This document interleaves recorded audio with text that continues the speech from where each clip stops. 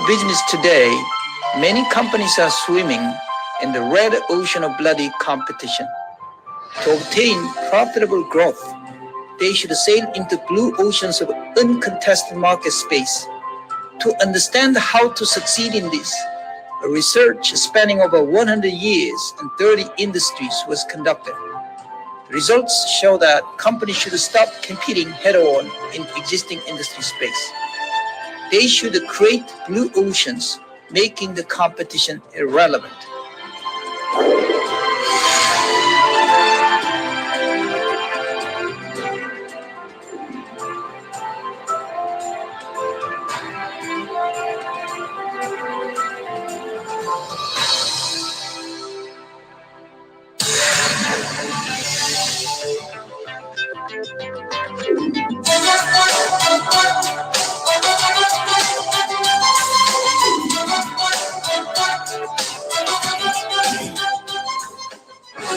I think one of the things we decided not to do was to try to challenge and compete head-on with major players. One of the ways we can continue to help expand overall consumption here in the U.S.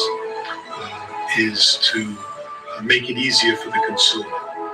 And one of the ways we can make it easier is to go after the other 88% of the population that doesn't own corkscrews. People have been telling me that they've made it an everyday pleasure rather than a special occasion indulgence. And I think that's what wine needs to be.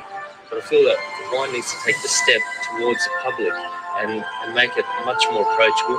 So we put together a wine style that we thought would not only be, pleasing to the general wine drinker, but also to the new wine drinker. So we could bring new people to the wine fold.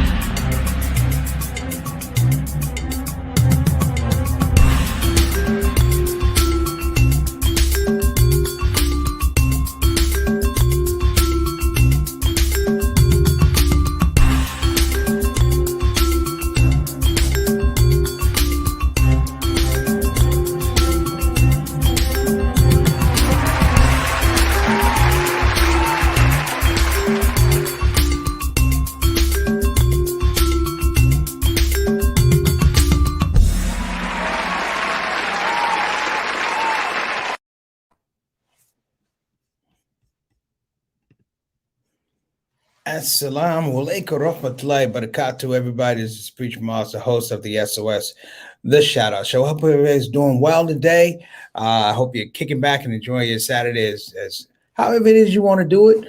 You know, today's Saturday Spotlight, I'm actually going to do something different, a little different.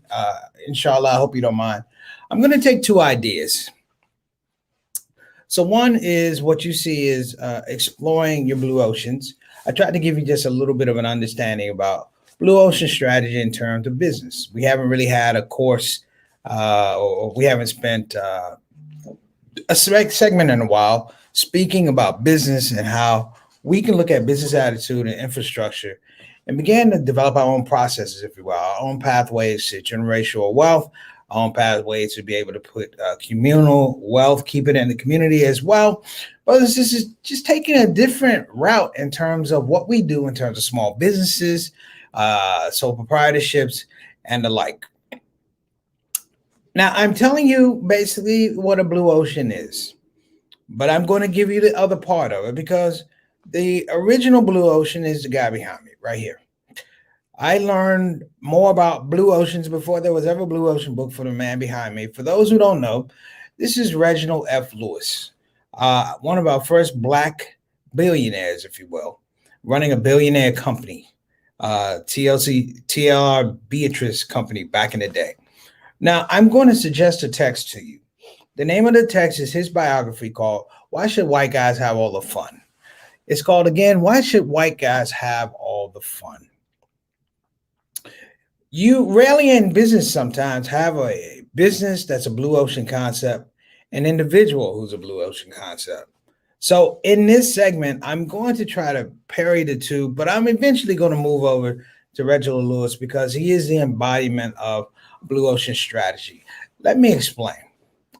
I graduated Dunbar High School in Baltimore. Came from middle class family, graduated from HBCU, also finished HBCU, wound up going to Harvard Law School. He's one of the people, it's not even a myth. He was accepted to Harvard without even applying. So you can get an idea of this guy being a Blue Ocean individual, not a strategy, but a Blue Ocean individual. And why I'm bringing this guy up is because I think it's important to kind of realize these things because we're dealing with a very different type of economy coming out of COVID and all the things that are affecting our economy. But I feel as though if we can revisit some things, that there are a lot of opportunities out there for young businesses, startups, sole proprietorships, self-employed people who are looking for new opportunities. And I thought I would just kind of give a little bit of a refresher course or introduce this to some folks about the Blue Ocean strategy. Because I am to a point where, Blue Ocean strategy was something I employed in terms of my businesses, my concept development, things like that. But I want to say in the last maybe 3 or 4 years, I really tried to apply this whole idea of a Blue Ocean concept to my life. So off the page of business, off the balance sheets, off the returns, off the dividends and all those type of things, I found a certain piece, if you will, with being able to address life as a Blue Ocean strategy, understanding certain aspects and elements that I'll talk about as we go along. Before we get started, I want to give a quick shout out. We have people in the building. I want to give a shout out to Sister Tana. She's not able to join us today. She is such a steady soldier. She's on the road today. Travel safe, Sister Satana. Also want to give a shout out to our sick and shut-ins. We'll give a shout out to Brother Kendrick.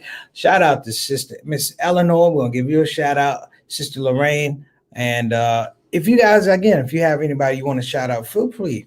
Feel free to jump into it. And my brother says he has a book. My brother JT. I'll be introducing him in a moment. So for those who are coming on the show for the first time, enjoy yourself. If you have something you want to say, jump in the comment section. I can tell you right up front, I'm not going to be on top of the comment section as always, as tight as this Satana is, but be patient with me because I'm going to be going through some things. And this has to do about business and life and business. So I'm going to give you the concept and then I'm going to give you a case study.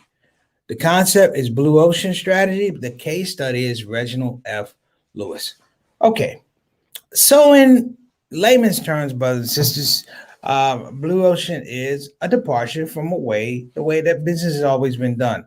A classic understanding of the marketplace. Like, for example, when I introduce people in our stars in the building, I shout out Show Family, I shout out So Soldiers. What makes it so fun is the comment section is not a competitive marketplace. It is a marketplace for ideas and expression and communal understanding, but it's not a competitive marketplace. Like nobody's opinion is over anybody else's, and everybody gets a fair shake of getting an idea posted and getting a shout out.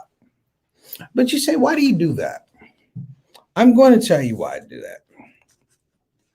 Because there's value in having a plethora of ideas rather than holding on to one or two ideas and hoping that they work out for you. It's the same thing with opinions. You need diversity of ideas to really understand what your marketplace is going to be, what a consensus is, also where and when you may need to pivot, if you need to pivot, and as well, do you have the team to help you do so?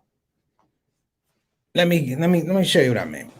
So I'm going to go ahead and introduce our folks from in the box, not in the box, in the comment section. So allow me to first go up. We got Sister Ree. How are you doing, Sister Ree? Assalamu alaikum warahmatullahi wabarakatuh. I want to let you know that baked spaghetti with the turkey was fantastic. I think I left about 2 forks full. But thank you so much. I appreciate it. And shout out to Derek bringing it over, everybody. Great cook. Let me remind you, Sister Rhea, hope you're listening, because we're talking about business today. And as you guys know, Sister Rhea is going to be opening a business. She's going to be doing a food service business, and she's going to be working in a space, a weekend space, I believe, where she's going to have the opportunity to serve food in an open market space. So I think this might be applicable to you, Sister Rhea. I know we're going to be talking about it in the past. Sister Rhea right there. Also want to give a shout out to my little brother, Johnny L. Thomas, better known as JT, who was on the call today. He's on the show today. Thank you so much for tuning in, brother. Just so you guys know, JT and I have had these conversations ad nauseum. Some of my Blue Ocean ideas were my college tour in the Racism Comedy and Lecture Tour, as well as the well-known Allah Made Me Funny, was a Blue Ocean strategy in the context of how do we entertain Muslims without taking them away from their core values, but allowing them to enjoy mainstream exposure. And that was all that made me funny. We took it in the clubs. We figured some things out. We figured out how to present an idea to a club owner. We got them to not serve alcohol through our events. And people actually got to pray in the club, believe it or not. They made Isha, not Isha, but they made Isha in the club. And I'm like, this is the things that we need to be talking about, brothers and sisters. So thank you for coming on the show. Give a shout out to my main man, Altaf Rashid, our Canadian ambassador from Toronto, Ontario. Brother, thank you so much for coming on the show. We appreciate you. And I hope that these ideas we're going to talk, they resonate well over across the border, brothers and sisters. We hope that they resonate across the border. And for those who are watching, not in the comment section, we hope that, these are some ideas that you could take. Now, this stuff is called free information. When I say free information, what I mean is I'm going to give it to you for free. What you do with it is your business, but I'm going to give you this information for free. This is information I've given a lot of people. People have been successful with it. I've been successful with it. I've been not successful with it. But when I say not successful, I don't mean it was a failure. It means I just didn't work out the way I wanted to work out fully. I didn't say it was a failure because it didn't work out that way. Was it a complete failure? Think about that. Something can fail without being a complete failure. Was it a complete failure? No. I turned it around and figured out how to do it different ways. Sometimes that failure is a benchmark letting you know, before we go any further, reassess what you're doing, reassess the forecasting, and if it's there, it's there. But if it's not, be honest with yourself and find another direction. And so JT has the book. You should read the book by Reginald F. Lewis called Why Should White Guys Have All the Fun? Also, if you are invited to read the book as well. It's called Why Should White Guys Have All the Fun? Now, the beauty of this book is he's a corporate lawyer, and he's one of the first big-time corporate lawyers that moves into things called leverage buyout options. He did LBOs, brothers and sisters, one of the first to do it. And when they did these, they would do acquisitions. They would buy companies at a particular price. They would look at the efficient parts of the efficient units of a company. Hear me what I'm saying? They look at, and they would leverage that. They would buy the debt off, get the debt out of there. They would fix parts of the company that were profitable, and then they would sell them off. So they didn't have to go to this thing about making sure the whole company was profitable. They looked specifically at what was profitable, and they sold the valuable units off, and the rest they underwrote. At the time, is pioneering. You know why? Because they got out of this whole thing of how you, when you sell something, you didn't have to wait till everything was sold. And they were able to take parts of a company that were valuable, leverage it, pay off debt, and then resell the company. Monumental, brothers and sisters. He wasn't the first one, but I would say he was one of the people that perfected this whole idea. So the idea, if we will, of talking about Blue Ocean, and before I get to Brother Lewis, it's a metaphor. The ocean is a metaphor for the marketplace. And the idea is that these competitive marketplaces are red from the blood of competition. Think about it. You go to a marketplace, you see all this competition. All this competition. And I mean, you may go downtown someday. You see all these stores down there, and you go, what do all these stores have in common? What they have in common is competition. So your Foot Locker looks like your Nike store, and your Nike store looks like Athletic Foot Locker, and all these different things. They all sell shoes. What do they have in common? Not shoes. They have competition in common. Well, that's what they were talking about in this opening piece. And what they were saying was the waters of competition are bloody red from, the competition, basically. I mean, the competition in the marketplace, it's warfare. So you get blood in the water, if you will, blood in the water. One of the things you have to think about is with all this competition, if you win, do you really win? If the goal is to have 100% of something, right?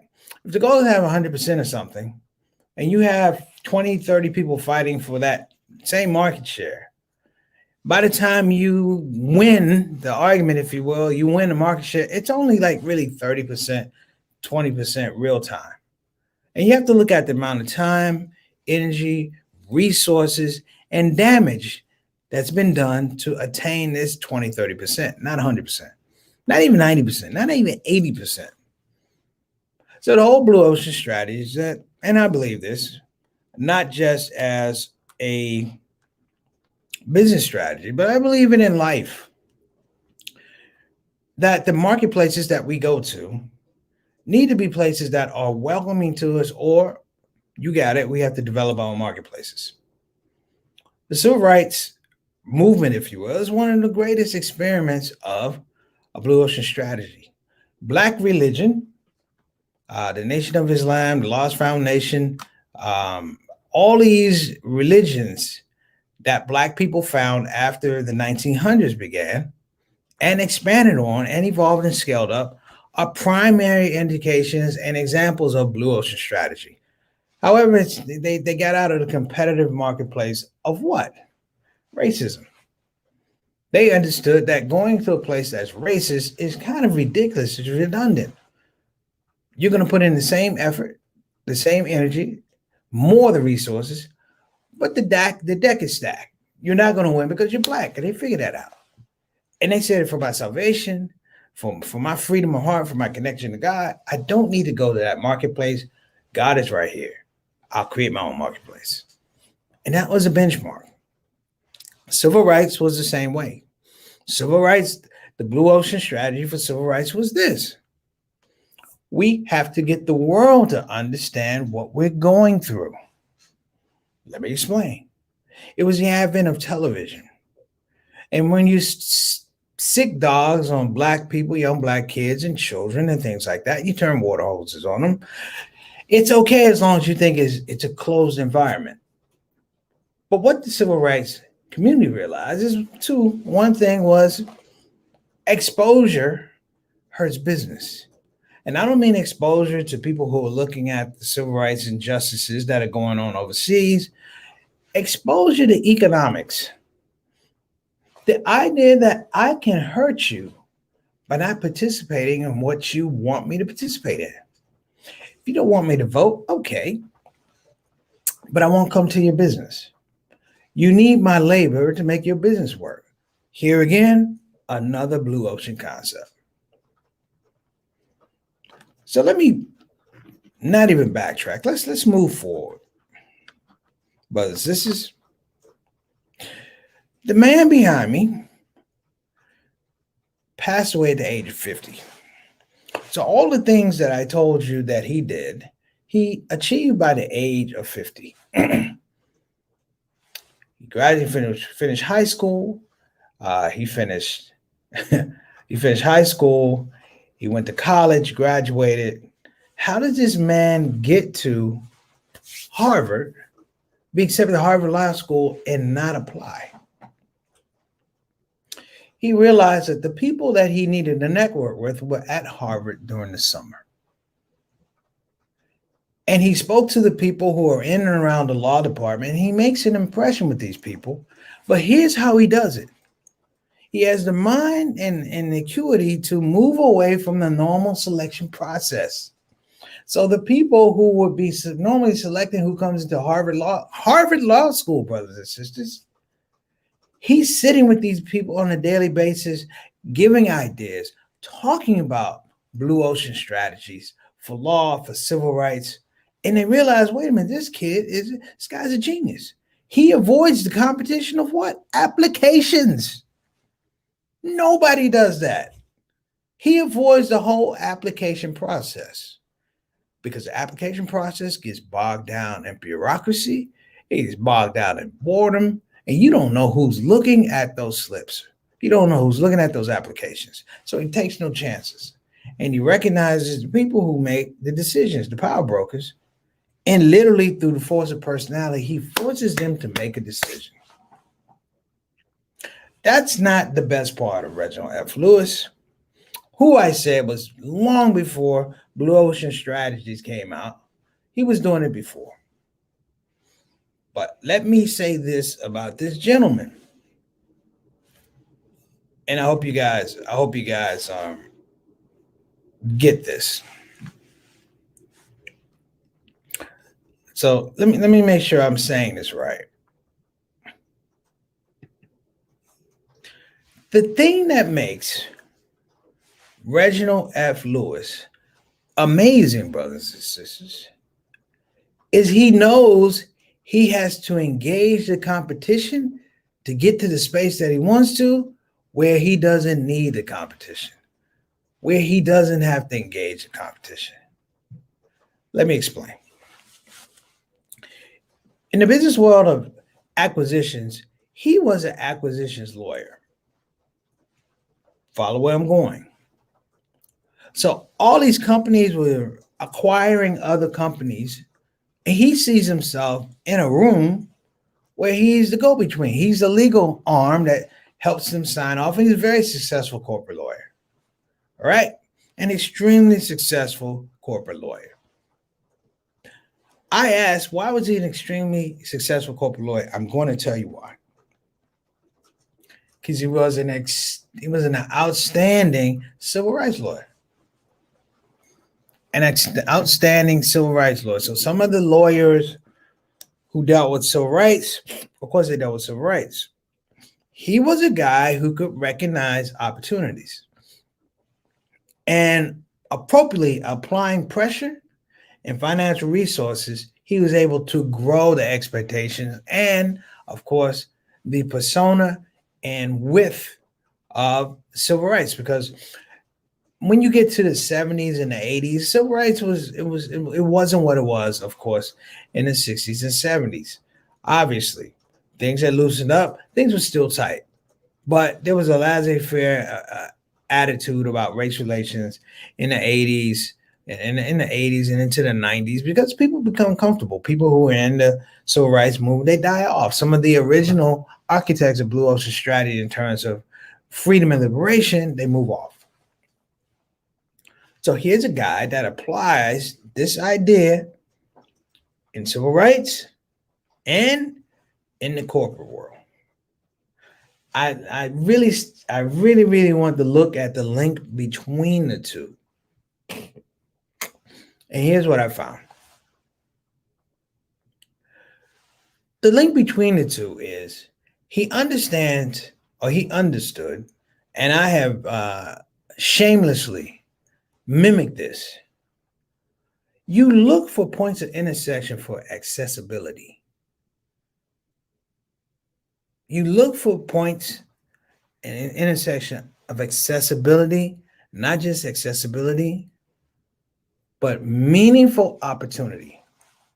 And when you have the two, the idea of failure, the idea of success goes out of the window, because now you're dealing with knowledge. You're dealing with how you acquire knowledge. And for him to be where he was, brothers and sisters, is interesting. I have a very good friend of mine. His name is Mark Candidate. Mark Candidate still goes up for the foundation. He has a foundation, Reginald F. Lewis Foundation. I think it's still run by his daughters. They have something every year. But my point is, he's seeing this as a pathway, not just for what he's doing in the corporate world, but for what we were supposed to be doing in the neighborhoods where we were. See, I run across Reginald Lewis probably in my early 20s, definitely in my early 20s, probably in my teens. Because you could read the paper in Washington Post and you could see things that he was doing. And you would say, as a creative, a young budding creative, I'm like, I didn't see that one coming. What he was doing, Black people didn't do. They didn't do it. But here's the thing. What he was doing, white people weren't doing it.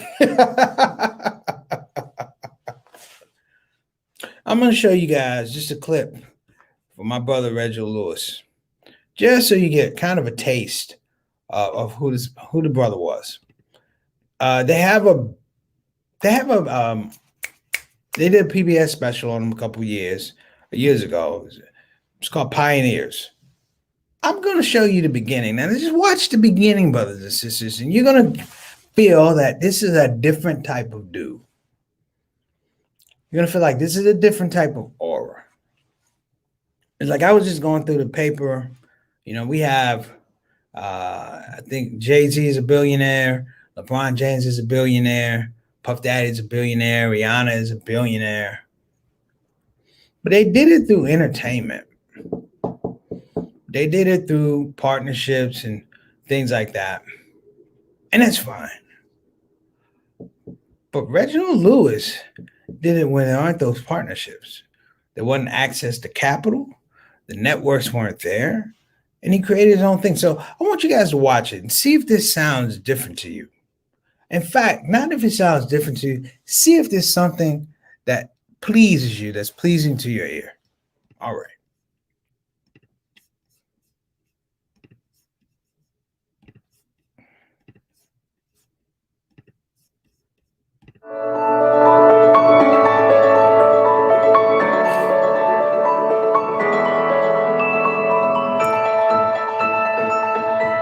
From modest beginnings in Baltimore, Maryland, to an international billion-dollar empire. My grandfather said, know your job, and I can promise you'll never be in a bread line.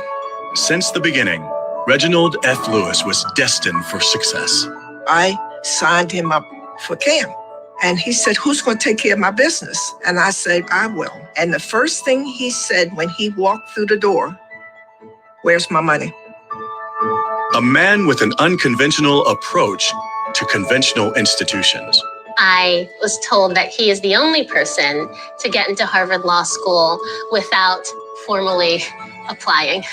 The thing that I admired about Reginald Lewis, he was a take charge kind of a guy. The sheriff reached for me.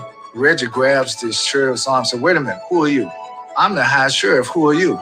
And I'm Reginald F. Lewis, I represent Reverend Chambers. Yes, he was a Wall Street, highly trained corporate lawyer, but he was a strong freedom fighter for civil rights.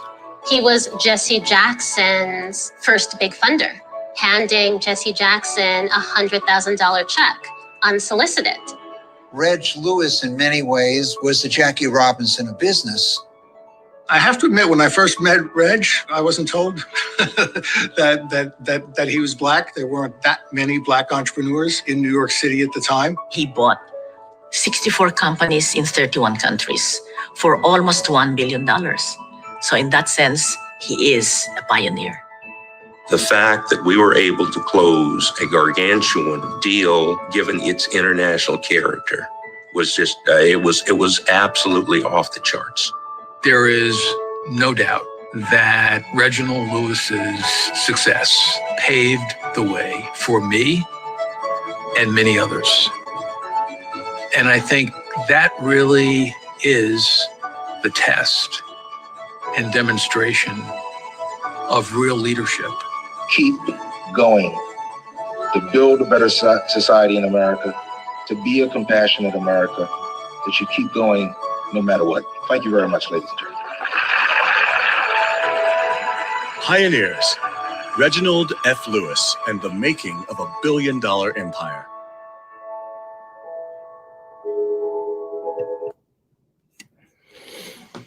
So I mean, I'm hoping you guys get a little bit of flow, if you will. And I think the thing that's important,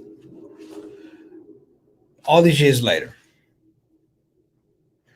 there's still a blueprint for what Reginald F. Lewis did. And while I can give a lot of credit to, and it's a book called Blue Oceans. Read, call me, I'll get you the book.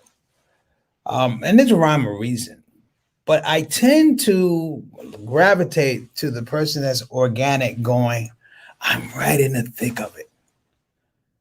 When I say right in the thick of it, I mean he's in the moment his entire career. And I like that. I like the bravado. I kind of like the arrogance.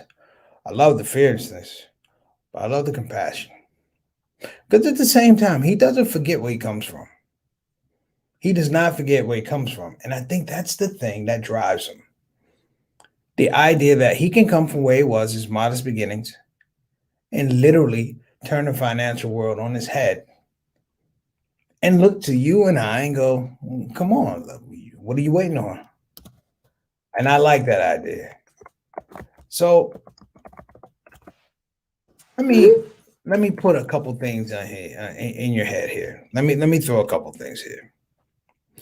As I said, I like to apply this to life.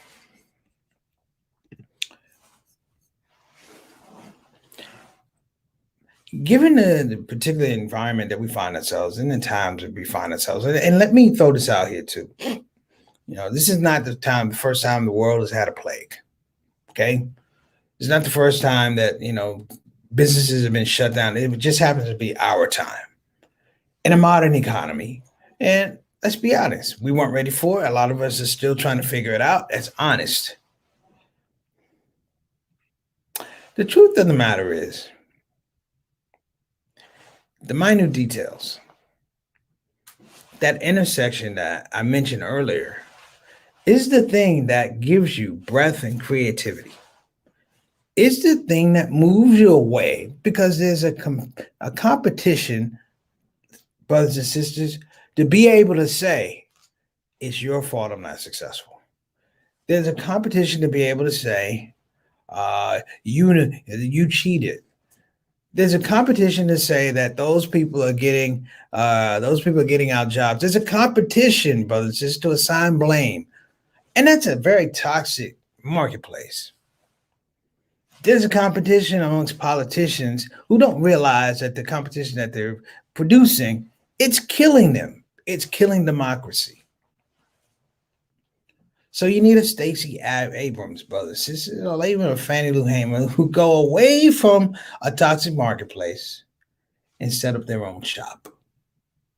And they draw shareholders and stakeholders, of course, consumers, to that space. And they all draw from a well of water that's blue and clean, and minus of blood, and minus of toxicity, and minus of pollution. The good thing about Reginald Lewis, and I will close on this, it's pretty simple. It simply has to do with the fact that we all inherently are blue ocean individuals. We come in with our own idea of self and identity and things like that, and it carries over to business. It should carry over to business. But the one thing I want everybody to take away from this talk is that you should not be afraid. Fear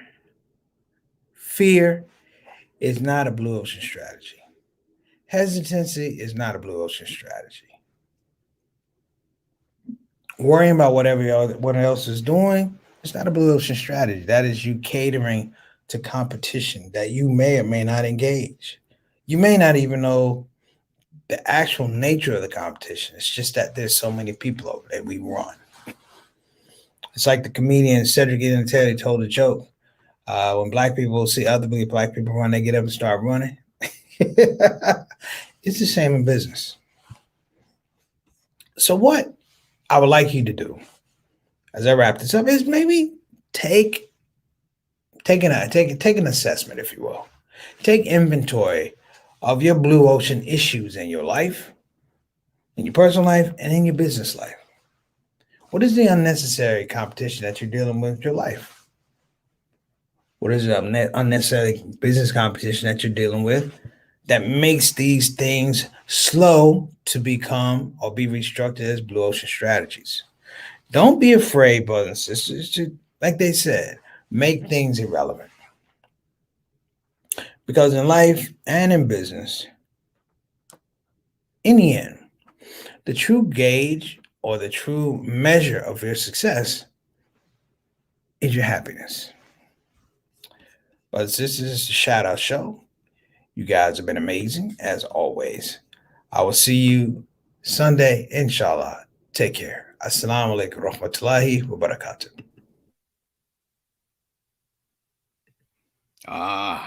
There you are. I know you're looking at your screen going, that's a good looking black man. And you're right. I'm Preacher Moss, and you're not. Today I want to talk about Olive Branch Muslim Family Services, better known as the people who help people. And I need you to help the people who help people so they can continue to, you guess it, help people. Get it?